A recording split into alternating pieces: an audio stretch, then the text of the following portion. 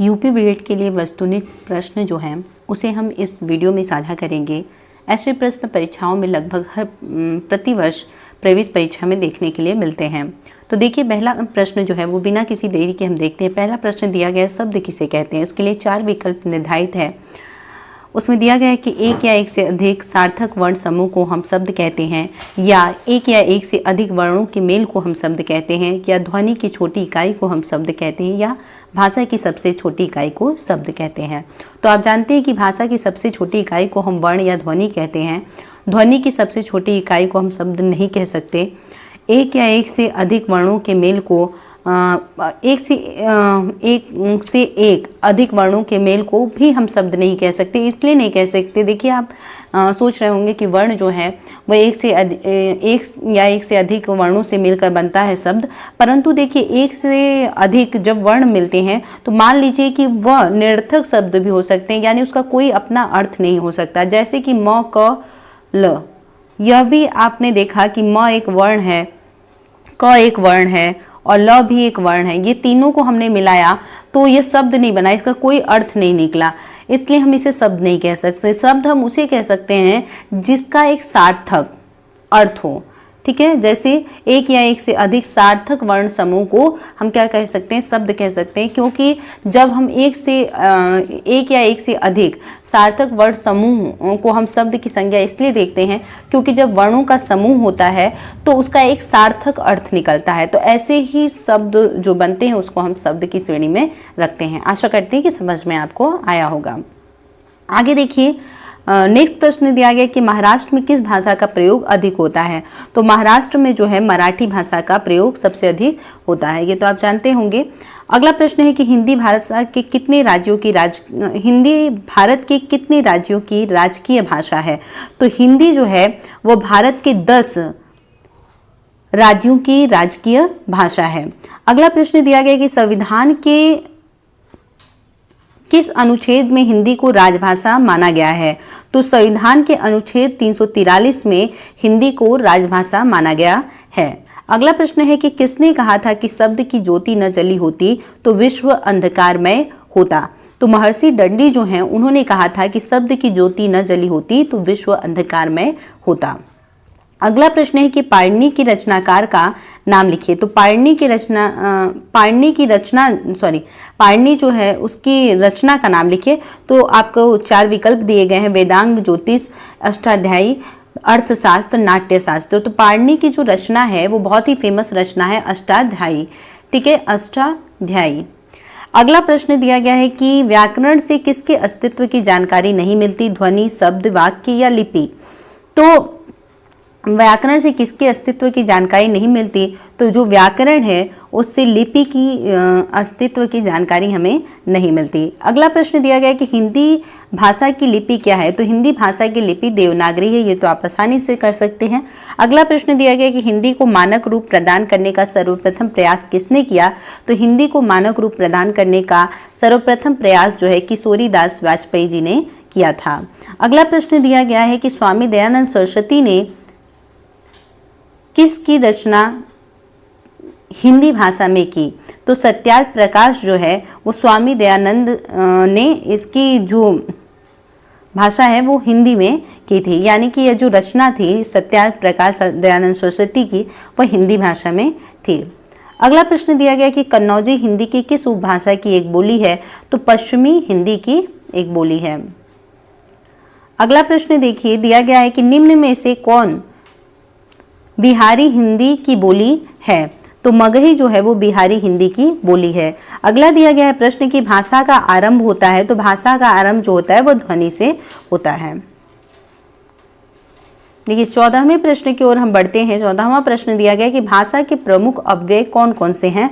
तो भाषा के प्रमुख अव्यय वर्ण, शब्द, पद, वाक्य हैं, यानी पहला विकल्प आपका सही है। अगला प्रश्न दिया गया कि भाषा का निर्माण होता है। तो भाषा का निर्माण व्यक्त ध्वनियों से होता है।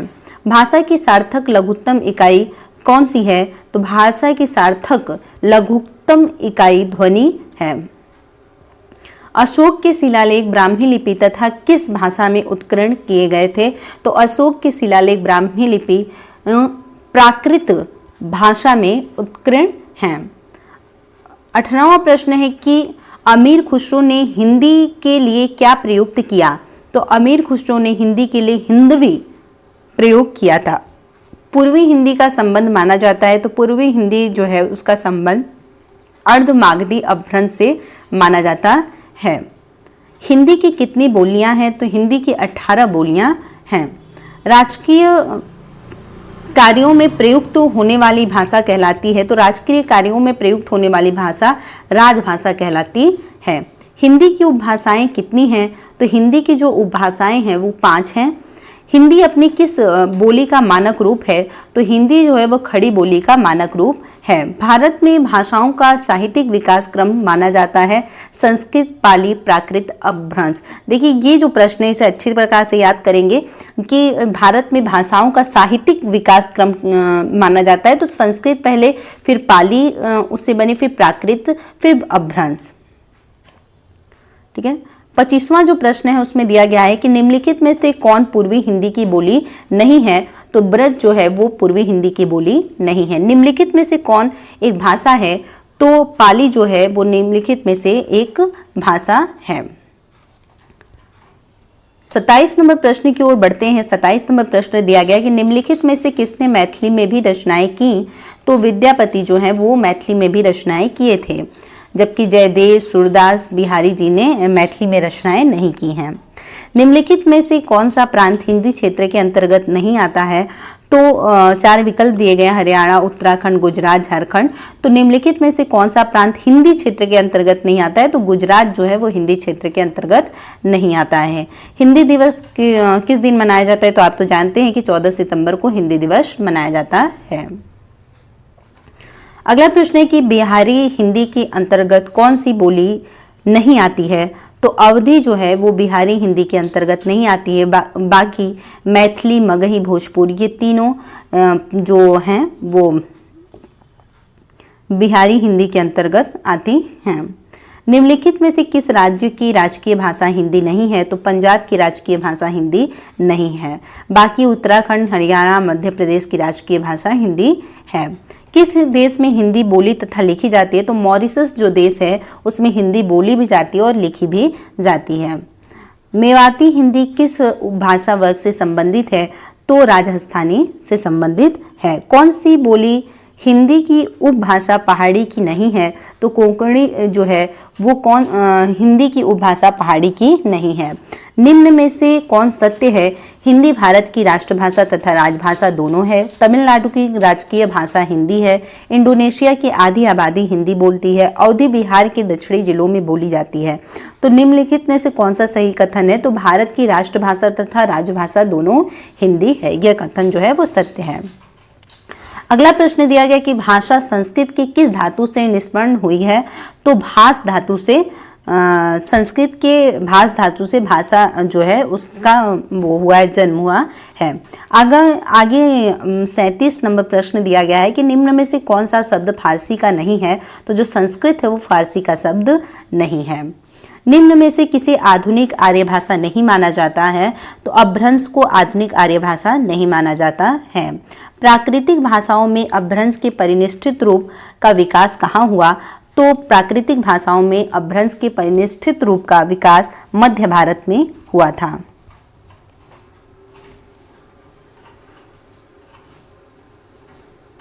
अपभ्रंश के कितने भेद प्रचलित हैं? तो अपभ्रंश के 3 भेद प्रचलित हैं। पाली को देश भाषा भी कहा जाता है। पाली जो है उसे हम देश भाषा की भी संज्ञा देते हैं। मागधी निम्न में से किस भाषा को कहा जाता है? तो पाली को। आचार्य हेमचंद ने किसके व्याकरणों की रचना की थी? प्राकृत तथा अपभ्रंश की आचार्य हेमचंद ने रचना की थी। अगला है कि निम्न में से कौन प्राकृत का भेद नहीं है? तो कोसली जो है वो प्राकृत का भेद नहीं है। अगला प्रश्न दिया गया है कि व्याकरण दर्पण किसकी रचना है? तो जो व्याकरण दर्पण है ये बहुत ही इंपॉर्टेंट प्रश्न पूछा जाता है। ये शिव पूजन सहाय वाजपेयी जी की रचना है। अगला प्रश्न दिया गया कि हिंदी शब्द का प्रयोग सर्वप्रथम किस भाषा की रचना है? तो हिंदी शब्द का प्रयोग सर्वप्रथम फारसी भाषा की रचना है। निम्न में से किसकी मातृभाषा हिंदी नहीं थी? तो मोरारजी देसाई जो हैं इनकी मातृभाषा हिंदी नहीं थी। कौन रचनाकार अवधी क्षेत्र का नहीं था? तो जैनेन्द्र जो हैं इनमें से वो अवधी क्षेत्र के नहीं हैं। बाकी प्रेमचंद, जयशंकर प्रसाद, भारतेंदु जी ये सभी अवधी क्षेत्र के हैं। अगला प्रश्न देखिए, तुलसीदास की रचना रामचरितमानस किस की साहित्यिक रचना है? तो अवधी। तुलसीदास की रचना जो रामचरितमानस किस बोली की साहित्यिक रचना है? तो अवधी बोली की साहित्यिक रचना है। बिहार की राजधानी पटना किस बिहारी बोली क्षेत्र में स्थित है? तो बिहार की राजधानी पटना जो है वो मगही बिहारी बोली के अंतर्गत स्थित है। अगला प्रश्न दिया गया है कि भाषा वह साधन है जिसके द्वारा मनुष्य अपने विचार दूसरों तक भली भांति प्रकट कर सकता है। यह कथन किसका है? तो कामता प्रसाद गुरु जी का यह कथन है। अगला प्रश्न दिया गया है कि जब कोई बोली या भाषा व्याकरणिक ढांचे में ढलकर व्यवस्थित रूप ग्रहण कर लेती है तो उसे क्या कहते हैं? तो उसे हम क्या कहते हैं? परिनिष्ठित भाषा कहते हैं। वर्णों के मेल से जिस सार्थक वर्ण समूह या ध्वनि समूह की सृष्टि होती है उसे कहते हैं, उसे हम क्या कहते हैं? शब्द कहते हैं। जो भाषा देश की जनता की जागृति से जुड़कर व्यापकता ग्रहण करती है वह है राष्ट्रभाषा। किस रचनाकार ने हिंदी भाषा को हिंदवी कहा है? तो अमीर खुसरो जो हैं वो हिंदी भाषा को हिंदवी कहे थे। निम्नलिखित में से कौन बिहारी हिंदी की बोली नहीं है? तो बघेली जो है वो बिहारी हिंदी की बोली नहीं है। बाकी भोजपुरी, मैत्री, मगही ये तीनों बिहारी हिंदी की बोली मानी जाती है। अगला जब हम 57 नंबर प्रश्न की ओर बढ़ते हैं तो हम देखते हैं कि 57 नंबर जो प्रश्न है वो पूछा गया कि इनमें से कौन पूर्वी हिंदी की बोली नहीं है? अवधी, कन्नौजी, बघेली, छत्तीसगढ़ी। तो इनमें से कौन पूर्वी हिंदी की बोली नहीं है? तो जो कन्नौजी है वो पूर्वी हिंदी की बोली नहीं है। हिंदी भाषा के बोलने तथा लिखने के नियमों की व्यवस्थित पद्धति क्या कहलाती है? तो हिंदी भाषा के बोलने तथा लिखने के नियमों की व्यवस्थित पद्धति को हम व्याकरण कहते हैं। देवनागरी किस भाषा की लिपि है? तो जो देवनागरी है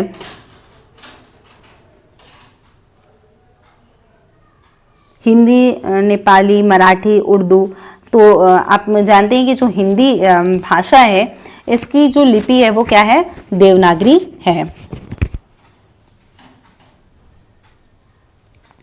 अगला प्रश्न दिया गया है कि प्रश्न दिया गया था देवनागरी किस भाषा की लिपि नहीं है? तो हिंदी की देवनागरी लिपि है, मराठी की भी है, नेपाली की भी है, जबकि उर्दू की नहीं है। अगला प्रश्न दिया गया है कि निम्नलिखित में से तमिल भाषा की लिपि कौन सी है? तो निम्नलिखित में से तमिल भाषा की लिपि द्रविड़ है। निम्नलिखित में से कौन हिंदी की उपभाषा नहीं है? पश्चिमी, पूर्वी, पहाड़ी, दक्षिणी। तो निम्नलिखित में से हिंदी की उपभाषा दक्षिणी नहीं है। वह भाषा का वह रूप जिसका प्रयोग सामान्य जनता अपने समूह या घरों में करती है उसे कहते हैं क्षेत्रीय बोली। मध्यकाल में काव्य भाषा के रूप में सर्वाधिक प्रचलित बोली थी ब्रज भाषा। अमीर खुसरो की रचनाएं किस बोली में रचित है? तो अमीर खुसरो की जो रचना है वो खड़ी बोली में रचित है। भारत में बोलियों की संख्या कितने निर्धारित की गई है? तो भारत में बोलियों की संख्या 436 निर्धारित की गई है। स्वागत है आप सभी का एक बार फिर से हमारे YouTube चैनल हिंदी ज्ञान पर। इस वीडियो के माध्यम से हम यूपी बीएड 2021 की प्रवेश परीक्षा के लिए कुछ अत्यंत महत्वपूर्ण हिंदी के प्रश्नों को साझा कर रहे हैं।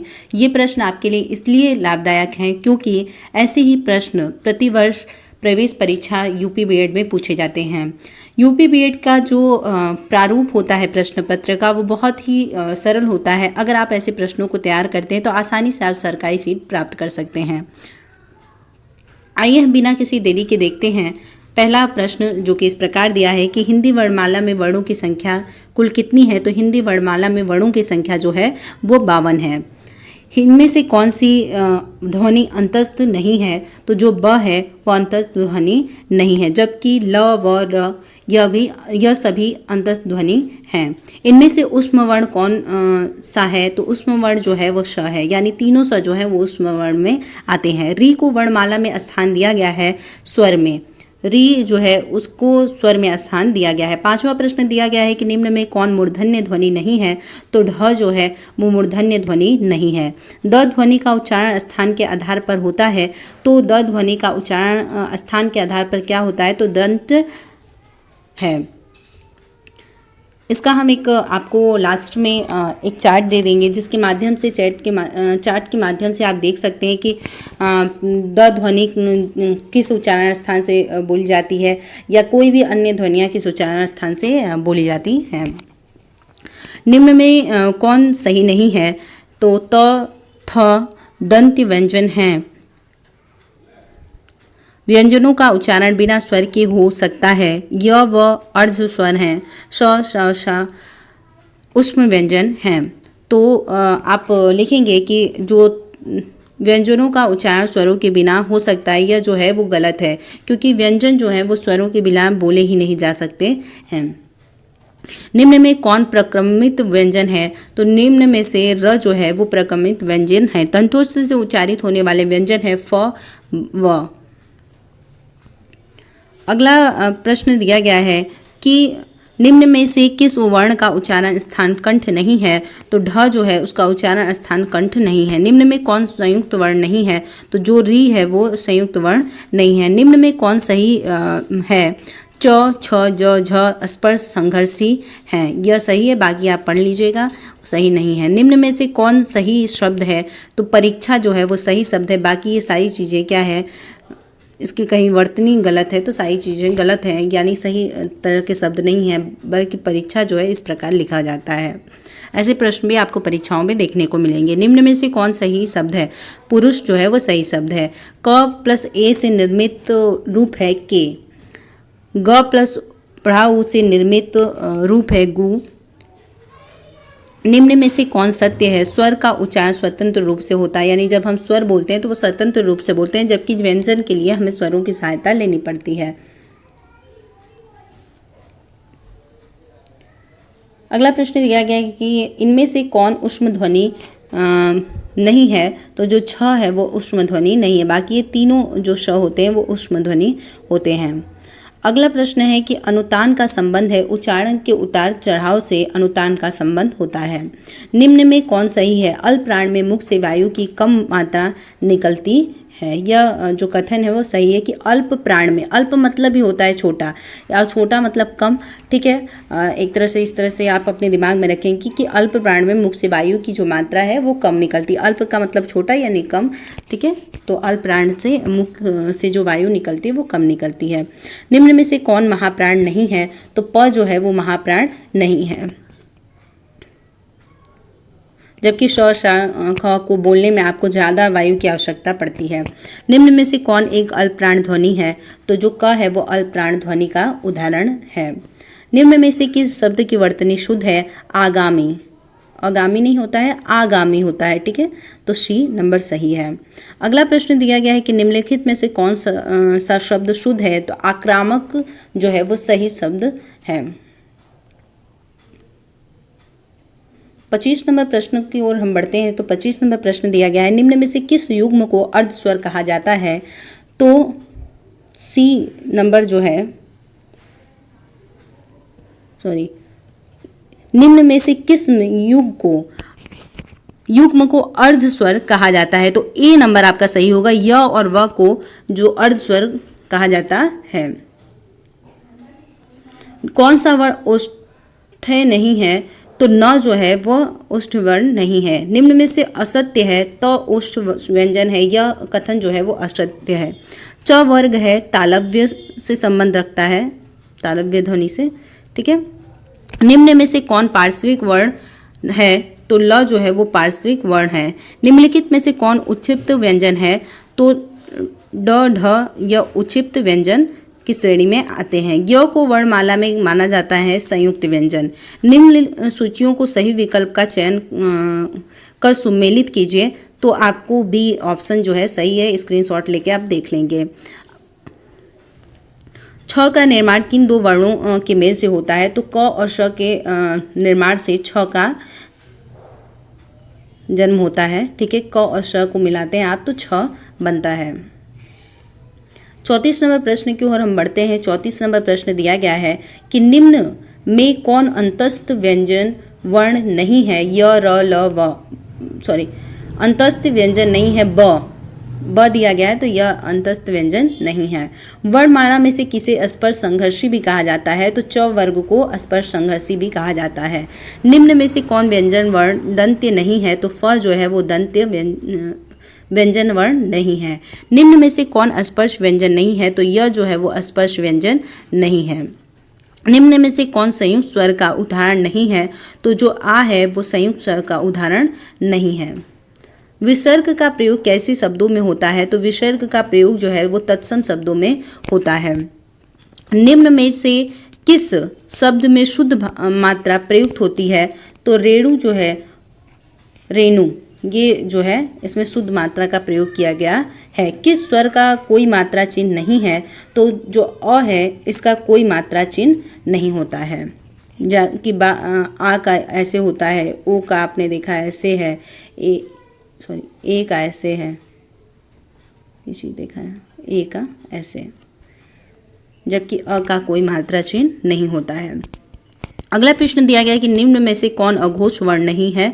तो ल जो है वो अघोष वर्ण नहीं है। निम्न में से कौन सघोष वर्ण नहीं है? तो श जो है वो सघोष वर्ण नहीं है। निम्न में से कौन सा युग्म कंठ तालव्य है?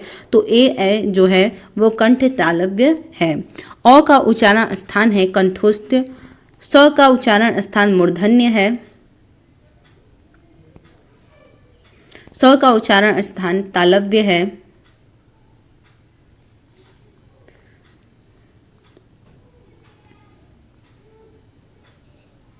निम्न में से कौन स्पर्श संघर्षी है? तो क जो है वो स्पर्श संघर्षी है। ई का उच्चारण स्थान तालव्य है, व का उच्चारण स्थान दंथोष्ठ है, ओ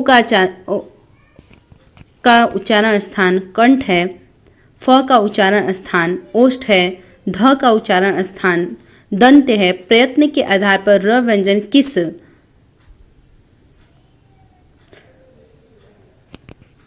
व्यंजन किस कोटि में आता है? तो आप ये देखिए किस कोटि में आता है? प्रकम्पित कोटि में आता है। निम्न में से कौन उसमें व्यंजन नहीं है? तो र जो है वो उसमें व्यंजन नहीं है। निम्न में से किस वर्ण का उच्चारण तालु से नहीं होता है? निम्न में से किस वर्ण का उच्चारण तालु से नहीं होता है? तो क जो है उसका उच्चारण स्थान तालु नहीं है। ट वर्ग का उच्चारण स्थान क्या होता है? तो ट वर्ग का उच्चारण स्थान मूर्धा होता है। किस वर्ण को स्पर्श संघर्षी नहीं माना जाता है? तो फ को स्पर्श संघर्षी नहीं माना जाता है। किन वर्णों को अर्ध स्वर कहा जाता है?